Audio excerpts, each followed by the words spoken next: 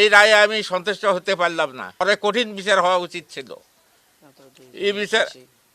এই বিচার আর মাত্র 2 জনের ফাঁসি, আরো বেশি করে মানুষের ফাঁসি হওয়া উচিত ছিল অপরাধী যারা। এই রায়ে আমি সন্তুষ্ট হতে পারলাম না। আবার যারা যারা দোষী ছিল তাদের ফাঁসি কাস্টমে ঝুলা উচিত ছিল। তো অনেক আসামি তো ছাড়ে আর ইয়া রায় আমি সন্তুষ্ট নই। অপরাধী বাঁচি বাঁচি বাদ গেল। আমার দাবি সরকারের কাছে যে আমার দোষী মানুষ, অপরাধী মানুষ অনেক এড়া গেছে, ভারতত পালে গেছে, সাজা কম দেওয়া হয়েছে।